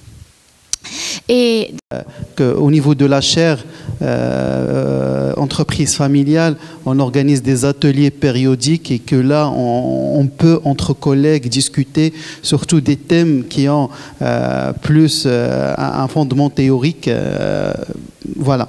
Je commence par mon cher ami et collègue Marwan Alami, qui, là, je le remercie pour sa présence, qui représente également la Banque du Maroc, Banque Maghrib. C'est en fait la structure financière des entreprises familiales est assez particulière. Vous l'avez signalé et les études empiriques que nous avons menées confirment en fait que les entreprises familiales sont les moins endettées. Elles ont une réticence envers la dette, ce qui fait qu'ils ont une préférence pour des sources de financement classiques, l'autofinancement, l'augmentation du capital, d'autres sources de financement plus risquées. On parlera de ça, les comptes courants d'associés, qui permet à l'entreprise d'injecter des fonds sans avoir en contrepartie des conventions qui vont cadrer ces apports. Donc il y a une structure financière assez particulière. Maintenant, le fait d'aller en bourse, c'est qu'on a accepté en quelque sorte que les bailleurs de fonds rentrent dans le capital. Pas uniquement. Nos études, quelques études que nous avons menées, montrent que l'intention derrière la rentrée en bourse n'est pas forcément pour l'entreprise familiale à lever des capitaux. Mais des fois, on va à la bourse pour faire un certain marketing financier. Parce que lorsqu'on est coté en bourse, bon, on va parler de l'entreprise chaque soir à la télévision. Et ce qui fait que derrière ça, il y a d'autres motivations non financières derrière la cotation en bourse. Aussi, les partenaires à l'international font plus confiance aux entreprises cotées que les entreprises non cotées. Et ça peut être également un des objectifs. Donc la structure financière n'est pas le seul élément explicatif. Maintenant, dans la charte de la famille, dans les dispositifs de gouvernance de l'entreprise familiale, certaines entreprises familiales mettent en place des clauses qui permettent de garder le contrôle de la famille sur l'entreprise, même si après la phase d'introduction en bourse. Je réponds à d'autres questions. C'est vrai que j'ai parlé en termes d'attente et non objectif, parce que lorsque je dis objectif, c'est atteindre cet objectif. C'est d'avoir des indicateurs cibles pour atteindre ces objectifs. Naturellement, les autres entreprises ont des objectifs non financiers, mais qui ne sont pas des objectifs de nature famille. Alors que là, je parle des attentes, non pas formulées sous forme d'objectifs à atteindre, mais surtout des besoins affectifs qu'on cherche à satisfaire en exerçant le pouvoir au sein d'une entreprise, lorsque la famille exerce le pouvoir au sein d'une entreprise. Donc, j'ai envie de répondre à toutes les questions. Les questions sont passionnantes, mais on va aller dans l'introduction pour avoir des capitaux avec émission des actions. Le fait qu'on parle d'entreprise familiale sur le marché financier veut dire qu'on atteint le summum. Ça veut dire qu'on a accepté d'aller au 3e stade. C'est ça l'idée de l'introduction en bourse. Alors après, si vous êtes endetté à court terme, c'est que vous n'êtes même pas prêt à aller à la bourse, parce que ça veut dire que votre logique est de garder l'autonomie et le contrôle. Ce qu'on est en train de dire aujourd'hui dans ce séminaire, c'est que ça peut être mortel pour l'entreprise. C'est que le fait de tuer l'équilibre financier d'une entreprise va finir par créer des problématiques assez difficiles à résoudre après. Le manque d'anticipation, c'est exactement ce qu'on est en train d'appeler aujourd'hui état d'esprit familial non éclairci, non visionnaire, non anticipatif. Or, le fait aujourd'hui de dire la bourse, et j'ai entendu des questions sur l'accompagnement, de dire aujourd'hui on est en train de parler d'accompagnement des entreprises familiales, c'est exactement d'exfiltrer cet état d'esprit et de dire qu'il faut se préparer avant de partir à la bourse, et de tels comportements ne seraient plus acceptables dans ce cas. Et non, c'est un travail de préparation. Il y a un côté psychologique, il y a un côté familial, il y a un côté sociologique, il y a un côté économique, il y a un côté stratégique, il y a plusieurs dimensions. Et c'est de dire l'équilibre financier devient un objectif avant de rentrer de la bourse. Donc il y a toute une préparation. Donc finalement, on dirait de manière subsidiaire, ces entreprises-là ne seraient pas prêtes à aller vers la bourse. C'est ça l'idée. Merci. Moi, je réponds à la question de est-ce que les analyses que Salim il a avancées sont dans les logiciels Finaccess, etc. Je parle pour toi, Salim. Oui, tu peux parler. D'accord. Non, pour la simple raison, c'est une publication. Donc, généralement, dans les publications, on est très sévère. Hein, c'est des pairs de la théorie qui vont scruter, etc. Ceci dit, c'est l'inverse qui se passe. Hein. Généralement, ce sont les entreprises spécialisées qui vont aller, disons, utiliser, exploiter. Là, je vous donne juste un exemple. Vous avez une entreprise de classement des fonds d'investissement, Morningstar, qui s'est inspirée de la méthode dont je vous ai parlé, la méthode d'enveloppement des analyses pour la mesure de performance. Donc, non. C'est tout? C'est ce que vous allez dire?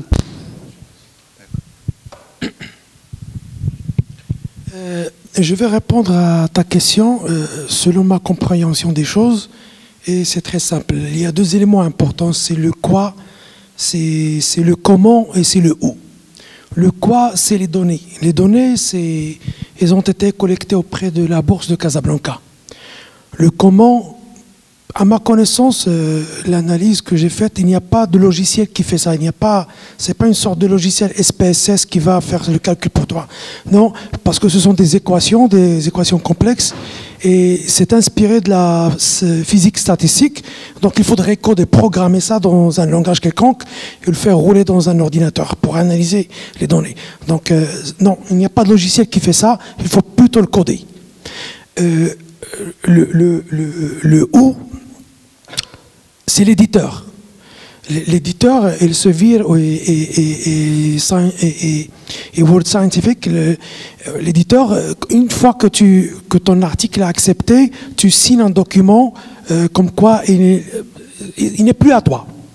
Je l'ai fait, mais il ne m'appartient pas. Il appartient à l'éditeur. Et l'éditeur, il le publie dans son site moyennement des frais. Donc, non, ce n'est pas un article que tu vas trouver sur Google. Pas du tout. Tu vas le retrouver sur Google. Mais pour le lire et avoir accès à l'article et tout le reste, non, il faut acheter l'article de chez l'éditeur Elsevier, par exemple. D'accord? Donc, non, ce n'est pas public. C'est une base de données payante. Pour les données, c'est la bourse de Casablanca. Pour le calcul, ça, c'est de la programmation. On code ça. Il faut le coder. Il n'y a pas de logiciel qui va faire ça pour toi. Si c'était une autre technique, oui. Il y en a plein de logiciels qui vont faire ça. Mais dans notre contexte, il fallait coder les équations. Merci. Peut-être juste avant la question, enfin juste pour revenir à la question du monsieur par rapport à, si je me rappelle très bien, c'était la structure du capital de l'entreprise familiale et l'impact sur sa pérennité. Bon, En tout cas, on a essayé, comme j'ai expliqué, parce que l'objectif au démarrage, c'était d'aller fouiner dans l'entreprise en interne. Honnêtement, il n'y a pas... En tout cas, le bon sens veut dire qu'il n'y a pas un lien étroit entre les deux. Ça ne veut pas dire qu'on est très endetté, qu'on finit mal, ou qu'on ne va pas transmettre l'entreprise, ou l'inverse. Hein. Là, on parle dans l'intuition. Il y a des entreprises qui se sont endettées et la finance traditionnelle qui nous a appris l'endettement, si on réalise un résultat d'exploitation bien par rapport à ce qu'on doit comme coût, au contraire, il faut y aller dans l'endettement. Hein. Maintenant, est-ce qu'il y avait des études qui ont été faites, etc. À mon sens, en tout cas par rapport à ma revue de littérature, je n'ai pas vu de lien direct. Hein. C'est toujours l'intuition. Hein.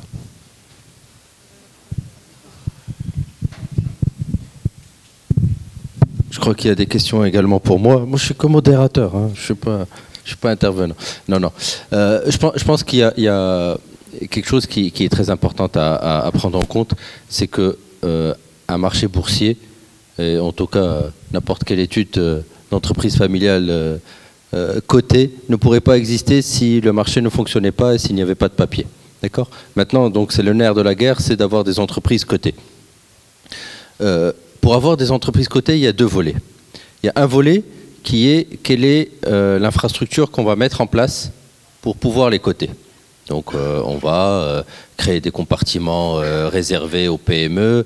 On peut voir pour le numérique s'il y a lieu de créer un compartiment spécifique. En tout cas, on adapte l'infrastructure de marché aux besoins de tel type d'entreprise, un type ou un autre. L'autre élément, c'est comment on va les inciter pour qu'elles viennent. Alors on a mis en place des incitations fiscales.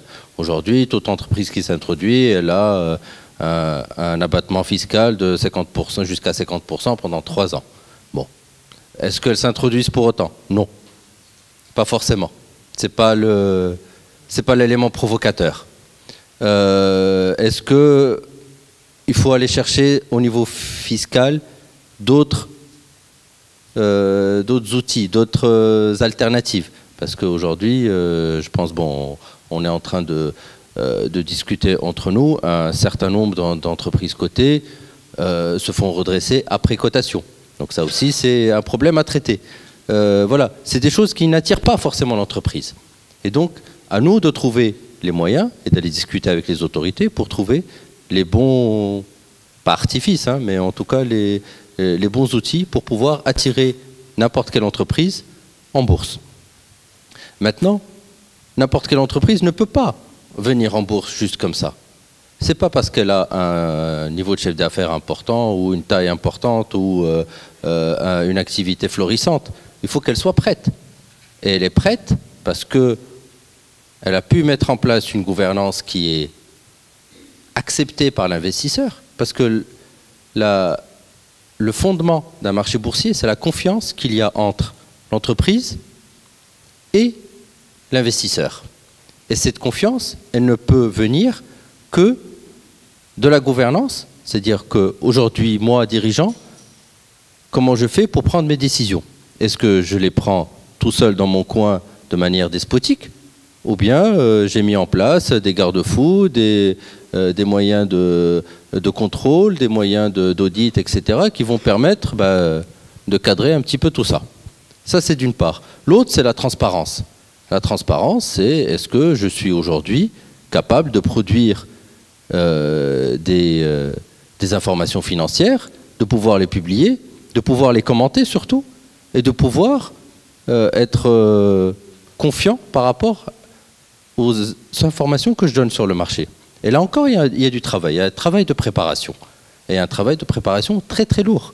C'est pas du jour au lendemain qu'on prend... On a 95% de PME au Maroc, on ne peut pas prendre les 95% et les mettre en bourse. C'est impossible. Elles ne survivront pas. C'est ça la problématique. Parce que s'introduire en bourse, c'est bien. Après, il faut vivre en bourse. Et la vie en bourse, c'est ce lien qui a été créé entre l'investisseur et l'entreprise et qui doit perdurer. J'ai oublié un autre point? Je ne sais pas. C'est une bonne synthèse.